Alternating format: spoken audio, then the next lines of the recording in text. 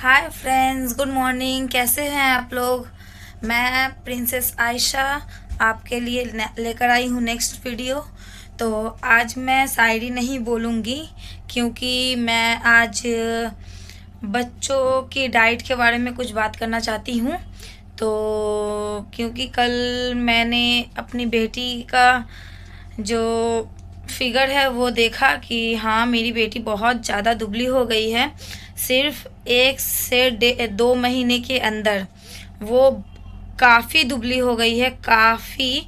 तो इसलिए मैं, जैसे कि बहुत माँ बाप को चिंता होता है कि हाँ, कि मेरी बेटी इतनी हेल्दी होते जा रही है, क्या करे नहीं करे।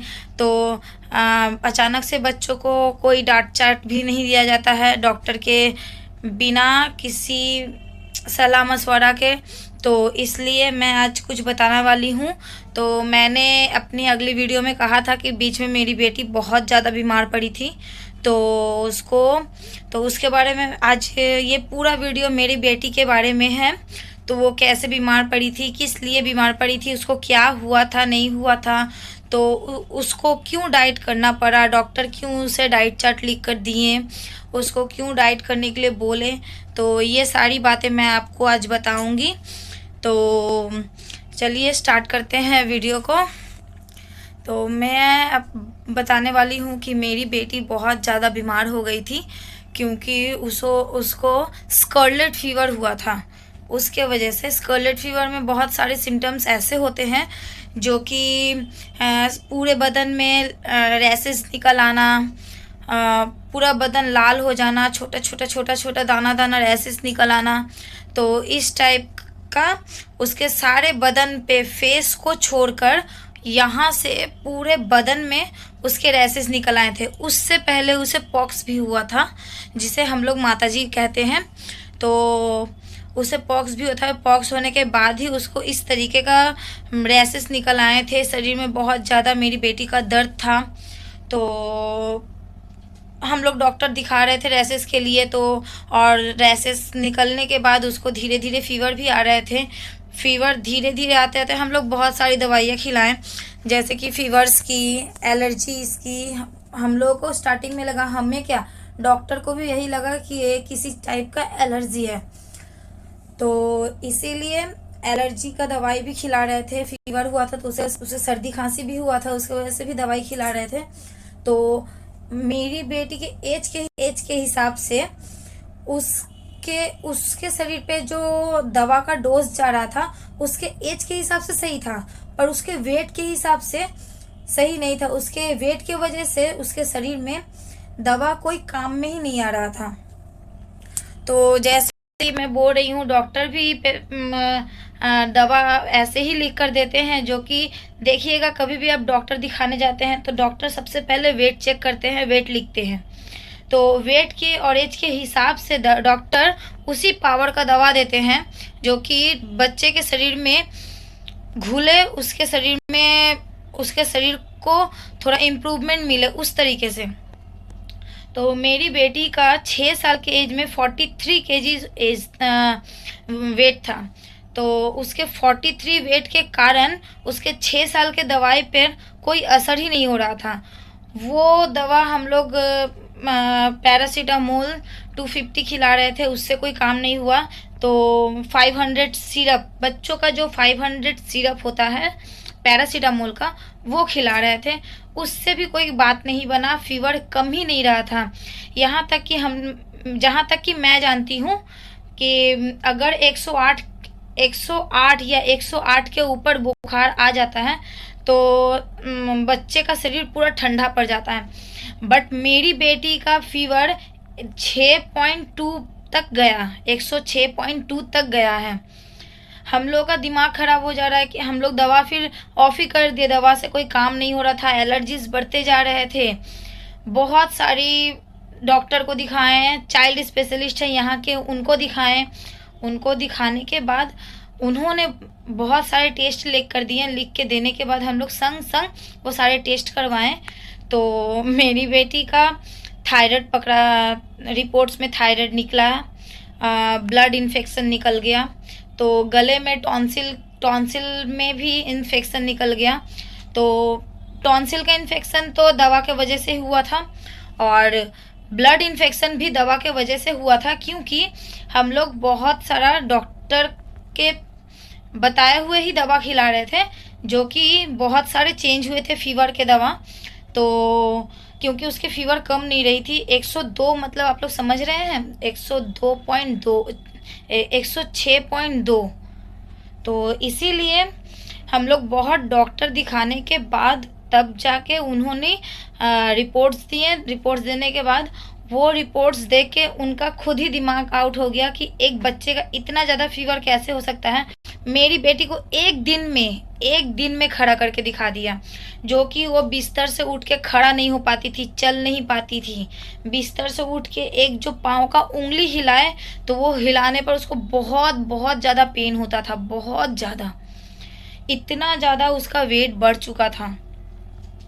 तो इसी की वजह से हम लोग जब डॉक्टर दिखा रहे थे, उन्होंने संग संग मेरी बेटी को एडमिट लिख दिया।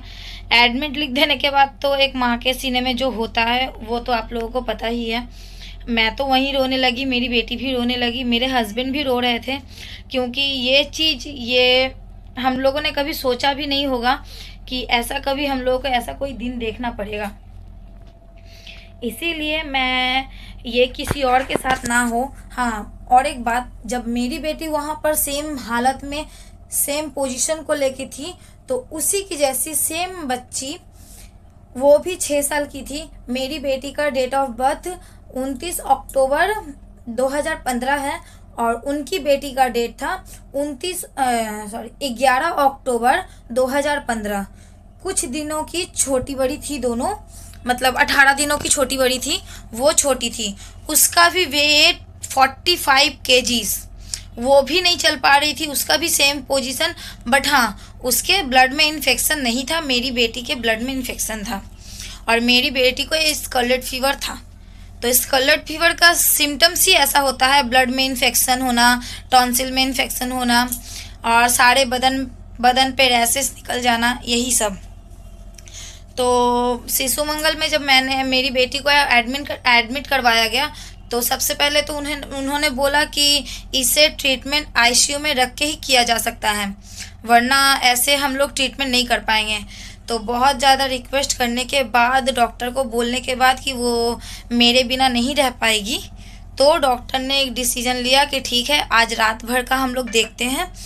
क्योंकि हम लोगों को एडमिट करवाते करवाते सुबह 9 बजे हॉस्पिटल गए थे, एडमिट करवाते करवाते यही 1-2 बज चुका था दोपहर का। तो उसका दवाई, वो एडमिट होते के साथ ही, वहाँ जाने के बाद ही उसकी क्या उसे बोलते हैं, उसका इलाज चालू हो गया था।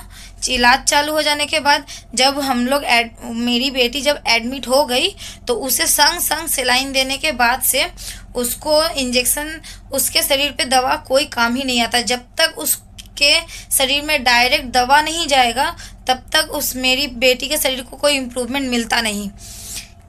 ये बोला कि हम लोगों को चैनल करना पड़ेगा। मेरी बेटी तो वहीं रोने लगी, क्योंकि सुन ली थी कि चैनल करना पड़ेगा, मतलब इंजेक्शन देना पड़ेगा। इसीलिए जब डॉक्टर ने उन्हें बोला कि, तो मैंने बोला ठीक है, क्योंकि अब एडमिट तो हो चुके हैं, तो किसी भी हालत में मेरी बेटी को खड़ा करना है। तो इसीलिए जब उन्होंने डायरेक्ट इंजेक्शन के थ्रू उसके शरीर में इंजेक्शन देना, तो वो डॉक्टर ये भी बोल चुके थे, अगर आज रात भर में उसे थोड़ा बहुत इम्प्रूवमेंट नहीं मिलता है, तो इम्प्रूवमेंट अगर नहीं मिलता है तो हम लोगों को आईसीयू में भर्ती करना पड़ेगा। तो बोलने के बाद तो मैंने सर को बोला कि ठीक है सर, आप देखिए क्या किया जा सकता है। तो सर ने इलाज उसी टाइम चालू कर दिया, और वहाँ के डॉक्टर इतने अच्छे हैं, इतने, अगर कोई बच्चा सीरियस है तो उसके मतलब मिनिमम, अगर कोई डॉक्टर अगर राउंड मारने के लिए आता है दिन भर में 10 बार, तो वो 20 बार आ रहे थे, 30 बार आ रहे थे, क्योंकि सारी रात में हम सारी रात सो नहीं पाए थे, क्योंकि 5 मिनट 10 मिनट के अंदर अंदर नर्सेज, डॉक्टर सब कोई आके मेरी बेटी को चेक कर रहे थे। वही शाम से लेके रात भर में मेरी बेटी को इतना इम्प्रूवमेंट मिला, जो एक पाँव का उंगली तक नहीं हिला पाती थी, वो खुद से बेड से उतर रही थी। मैं तो देख के मेरे मन को दिलासा मिला कि चलो हम बेकार में ही मैं रो रही थी, क्योंकि मेरी बेटी को अगर एडमिट होने से इतना इम्प्रूवमेंट एक रात में मिला है तो और 2-3 दिन रहेगी तो उसको कितना इम्प्रूवमेंट मिलेगा। वहाँ रहते के साथ मेरी बेटी का शरीर का सारा टेस्ट हो चुका था, पर उस टेस्ट में और एक चीज पता चला। बाहर से जो मैंने टेस्ट करवाया था उसमें मेरी बेटी का थायराइड निकला था, बट अंदर से जो मैंने टेस्ट करवाया यहाँ के सबसे बड़े लैब में मेरी बेटी का टेस्टिंग के लिए रिपोर्ट गया था, थायराइड टेस्टिंग के लिए, तो वहाँ से 0% भी थायराइड मेरी बेटी का नहीं निकला। अगर समझिए कि वही मोटापा की वजह से बहुत कोई बोलता है सूखा थायराइड होता है, मोटापे वाला थायराइड होता है, यही सोचकर अगर हम लोगों ने दवा चालू कर दिया होता तो क्या होता। ये वीडियो मैं इसलिए बता रही हूँ क्योंकि बहुत माँओं के मन में ये आता होगा कि हाँ, कि मेरी बेटी इतनी मोटी है, कहीं उसे थायराइड तो नहीं है, मेरी बेटी के आँख के नीचे काली धारियाँ पड़ी हुई है तो उसे थायराइड तो नहीं है, उसके गले में, उसके जांघ पे, उसके बगल में इतनी काली काली स्पॉट्स पड़े हुए हैं, उसे थायराइड तो नहीं है। जी नहीं, आप डॉक्टर को देखिएगा, ब्लड टेस्ट एक जगह से नहीं 2 बार 3 बार ब्लड टेस्ट करवाइएगा थायराइड का, तब जाके आप थायराइड की दवा चालू कर सकते हैं डॉक्टर के सजेशन से। वरना एक बार एक जगह से थायराइड टेस्ट करवाने के बाद कभी भी बच्चे को थायराइड के बारे में मत ये सोचिएगा, क्योंकि मोटापे के वजह से किसी भी आप स्किन के डॉक्टर से पूछ लीजिएगा कि मोटापे के बच्चे का गला वैसे भी काला होता है, पूरा जांघ, बगल, जैसे अंडर आर्म्स और आंखों के नीचे काले काले स्पॉट पड़े रहते हैं। सिर्फ आंखों के नीचे ही नहीं, यहाँ भी काले स्पॉट पड़े रहेंगे, ये चीज़ काला हुआ पड़ा रहेगा, नाक के ये 2 साइड काले हो जाएंगे। बस ये सिर्फ होता है मोटापे के वजह से, थायराइड के वजह से भी होता है, पर बच्चों का थायराइड बहुत कम पकड़ा जाता है, इसीलिए एक जगह से नहीं 2-3 जगह से बच्चे को लेकर बात है। इसलिए बार बार आप लोगों को बोल रही हूँ कि बच्चों को लेकर बहुत सावधानी बरतिएगा। एक रिपोर्ट करने के बाद और एक रिपोर्ट कीजिएगा अलग एक जगह से, तो उसके बाद डॉक्टर के सजेशन से ही आप दवा चालू कीजिएगा, वरना नहीं। और दूसरी बात मैं कहाँ थी, हाँ, तो डॉक्टर, मेरी बेटी वहाँ 5 दिन रही, 5 दिन रह के उसके बाद, और रही बात मेरी बेटी के स्किन में वैसे रैसेस की वजह से, तो डॉक्टर ने मुझे एक मलहम दिया था, जो कि मलहम मैं आप लोगों को दिखा रही हूँ। तो देखिए, ये मलहम मैंने मिनिमम मेरी बेटी को ये आप लोग ये मलहम नहीं यूज़ कर सकते हैं बिना डॉक्टर को दिखाए हुए। मैंने ये मलहम लगाया था, ये किसी भी दाग के लिए बहुत बेटर है। दाग सारा ही, माता जी का जो दाग होता है वो मिटता नहीं है, पर हाँ, ये मलहम लगाने से वो दाग भी बहुत ज़्यादा हल्का हो जाता है। इसका आपका प्राइस है कुछ 50 ml का है, और इसका प्राइस तो अभी मुझे दिख नहीं रहा है, 180 रुपये इसका प्राइस है। एक पाउच 180 रुपये। ये एक दिन में मेरी बेटी के पूरे बदन में, फेस पे, गले पे, पूरे बॉडी पे एक भी जगह मैं छोड़ती नहीं थी। ये पूरा दिन भर में 4 बार लगाना होता था, और मैं 3 बार लगाती थी, 3 बार में ये पूरा ख़त्म हो जाता था। मैं अभी भी मेरी बेटी के फेस पे लगाती हूँ, क्योंकि पॉक्स का जो दाग है मेरी बेटी के फेस पे अभी भी थोड़ा थोड़ा दिखता है, इसलिए मैं अभी भी लगाती हूँ उसे। मैंने डॉक्टर से पूछ लिया था कि पॉक्स के दाग पे लगाया ज़्यादा हल्का हो जाएगा। मेरी बेटी का एक वीडियो मैं डालूंगी आपको, ये पॉक्स के दाग के वजह से, जिसके जांघ पे बहुत ज़्यादा ही दाग थे, बहुत ये मलहम लगाने की वजह से बहुत उसके दाग, फेस के दाग बोलिए, जांघ के दाग बोलिए, पूरा बॉडी के दाग बोलिए, बहुत ज़्यादा हल्के हुए हैं। और दूसरी बात है कि अब डाइट पे आती हूँ। मेरी बेटी का तो इम्प्रूवमेंट आप देख चुके होंगे। मेरी बेटी का बाहर का जंक फूड खाना टोटली मना है, टोटली। जो कि सोचेंगे मैं हफ्ते में एक दिन तो दे ही सकती हूँ, जी नहीं। कोल्ड ड्रिंक्स बंद, कोई भी, जैसे कि थम्स अप, हाँ, एकमात्र माजा है, फ्रूट जूस है, आप दे सकते हैं बच्चों को हफ्ते में 1-2 फ्रूट जूस आप डेली दे सकते हैं। माजा जो कोल्ड ड्रिंक्स है वो 2 हफ्ते में 1 बार आप दे सकते हैं, कोई प्रॉब्लम। बट और कोई कोल्ड ड्रिंक्स बच्चे को देना मना है। और ब्रेड में वो जो वाइट जो ब्रेड होता है वो मैदे का होता है, वो नहीं, ब्राउन ब्रेड बच्चे को दीजिएगा जो कि आटे का होता है। इसीलिए ब्राउन ब्रेड, दही, दही, खट्टे दही, वो भी घर के बने हुए खट्टे दही, जो कि हर रोज बच्चे को दीजिएगा बिना चीनी बिना नमक के। और उसे खीरा भी खाने के लिए दीजिएगा, जिसे हम लोग क्यूकम्बर कहते हैं, क्यूकम्बर भी उसे डेली खाने के लिए दीजिएगा। और कुछ नहीं, भात चावल जो बच्ची इतना खाती है उसे इतना दीजिएगा।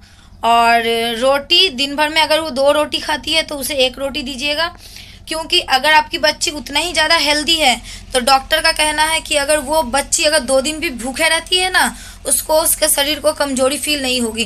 क्योंकि मेरी बेटी के शरीर पे कैलोरीज कितने थे जानते हैं? 1400 मतलब कि 14 केजी कैलोरीज होगा। मेरे बेटी के शरीर में सिर्फ 14 केजी कैलोरीज थी, चर्बी जिसे कहते हैं, बहुत ज़्यादा।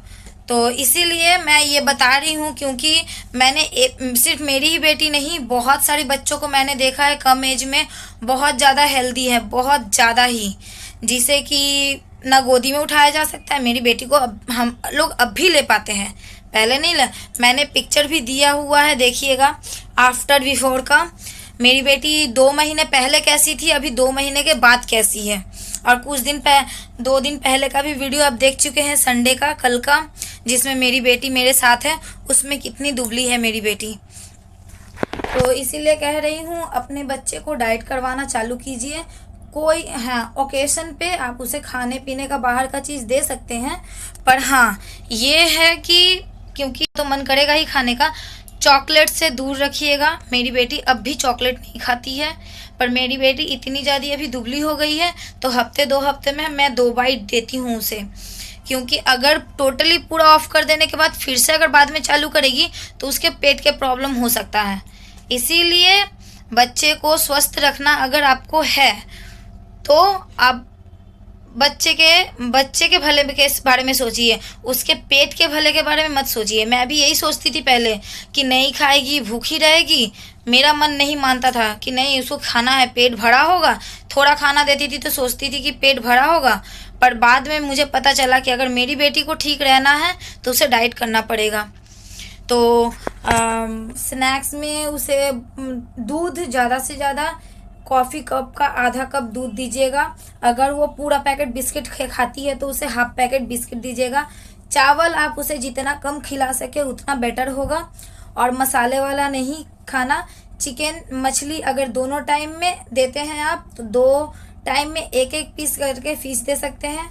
एग्स में ऐसा है कि आप कुसुम निकाल के उसके अंदर का जो पीला वाला जो अंडा रहता है वो निकाल के आप सिर्फ वाइट एग्स दे सकते हैं। बाहर का जो रहता है वो बॉइल्ड, वो भी एक दिन में बस 1 ही। आप चिकन स्टू खिला सकते हैं, मसाले वाला चिकन नहीं। तो यही सब खिला के, यही सब। और हाँ, अगर वो सुबह में बच्ची का स्कूल है, वो नहीं कर पाती है मॉर्निंग वॉक या कुछ भी, तो आप खाना खिलाने के बाद उसको मिनिमम आधे घंटे के लिए उसको बाहर रास्ते में घुमा सकते हैं। ना सुलाना है ना बिठाना है, कुछ नहीं। और रोज खाने के बाद उसे खीरा खिलाना है, खीरा मतलब क्यूकम्बर उसे खिलाना है। तो आज का वीडियो मैं यही ख़त्म करती हूँ। पर आपको जो मैंने बताया है आप उस तरीके से, अगर आपकी बेटी हेल्दी है, अगर इतनी ही ज़्यादा हेल्दी है कि आप उसके लिए डाइट के बारे में सोचते हैं पर नहीं करवा पाते हैं बच्ची को कि मैं क्या करूँगी नहीं करूँगी उसके बारे में, तो एक बच्ची है उसे क्या डाइट करवाना सही होगा? तो हाँ, बच्चे को डाइट करवाना सही होगा। क्योंकि बच्चे को अगर आप स्टार्टिंग से ठीक उसके फिगर के हिसाब से ठीक नहीं रखते हैं तो बच्ची को आगे जाके बहुत ज़्यादा प्रॉब्लम हो सकता है। इसीलिए आप इस वीडियो को ज़्यादा से ज़्यादा शेयर कीजिए, क्योंकि अगर आप ये चीज़ फील कर रहे होंगे तो और भी माएँ हैं जो ये चीज़ फील करते हों कि मेरी बेटी इतनी हेल्दी क्यों है। मेरे इस वीडियो बनाने का एक ही रीज़न, ये वीडियो बना रही हूँ और आप लोगों के साथ शेयर कर रही हूँ। बस जो खाने में मैंने बोला है उसी डाइट को फॉलो कीजिएगा। 1 से 2 महीना बाहर का खाना टोटली ऑफ कर दीजिएगा। आप अपने बच्चे के शरीर के इम्प्रूवमेंट को आप देख सकते हैं। और मैं अपनी दूसरी वीडियो देगा, और मेरे चैनल को लाइक शेयर एंड सब्सक्राइब कीजिए और ज़्यादा से ज़्यादा वीडियो को शेयर कीजिए ताकि ये वीडियो हर कोई देख सके, ज़्यादा से ज़्यादा देख सके। तो थैंक यू इस वीडियो को देखने के लिए, और अच्छे रहिए, खुश रहिए, भगवान से मैं ये दुआ करती हूँ। और मेरी बात याद रखिएगा कि बच्चे के लिए सबसे अच्छा उसका फिगर मेंटेन करना होता है, इसीलिए बच्चे का फिगर मेंटेन कीजिए। ये नहीं कि मेरी बेटी जैसी भी है अच्छी है, आपके लिए आपकी बेटी जैसी भी है अच्छी है, पर उसके लिए कितने ज़्यादा प्रॉब्लम का कारण है उसका फिगर, ये आप लोग सोच भी नहीं सकते हो। क्योंकि मेरी बेटी को मैंने देखा है कि पहले जो थोड़ा दौड़ती थी, हाफ जाती थी, खेल नहीं पाती थी, बैठ जाती थी कहीं भी, तो अभी उसे दौड़ने के लिए मैं मना करती हूँ तो गिर जाओगी, तो अभी वो सुनती नहीं है। तो उसके शरीर में कितने सारे वेट कम करने के वजह से उसके शरीर को कितना इम्प्रूवमेंट मिला है, कितना फ़ायदा हुआ है, आप लोग सोच नहीं सकते हैं। इसीलिए वीडियो को ज़्यादा से ज़्यादा शेयर कीजिएगा और ज़्यादा से ज़्यादा लाइक दीजिएगा। कमेंट पे बताइएगा ये आपको वीडियो कैसा लगा, और अगर इस डाइट के बारे में आपको और भी जानकारी चाहिए होंगे तो आप कमेंट सेक्शन पे कमेंट कर सकते हैं। मैं उसका रिप्लाई संग संग ही दूंगी कि आपको बच्चे के लिए क्या करना है, नहीं करना है। क्योंकि ये मैं नहीं बता रही हूँ, मैं कोई डॉक्टर नहीं हूँ, क्योंकि मैंने अपनी बेटी के लिए डॉक्टर से सब कुछ जान कर उसके बाद मैं ये वीडियो बना रही हूँ। इसीलिए इस वीडियो को पूरा देखिएगा। मैंने बोला है उसी डाइट को फॉलो कीजिएगा। 1 से 2 महीना बाहर का खाना टोटली ऑफ कर दीजिएगा, आप अपने बच्चे के शरीर के इम्प्रूवमेंट को आप देख सकते हैं।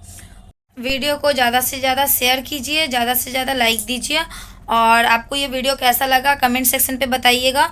और अगर इस चीज़ के बारे में आपको और भी जानकारी चाहिए होंगे तो आप कमेंट में मुझे बता सकती हैं, तो मैं उसका रिप्लाई संग संग दूंगी।